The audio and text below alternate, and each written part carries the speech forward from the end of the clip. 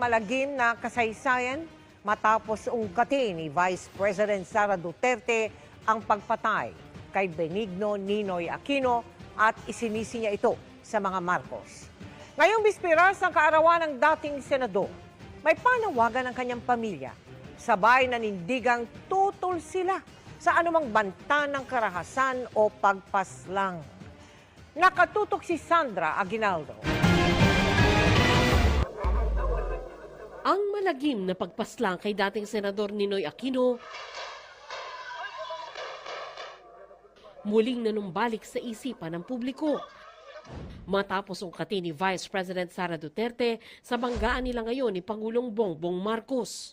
Pumalag nga yung buong bayan nung pinatay ng pamilya nila si Benigno Aquino Jr.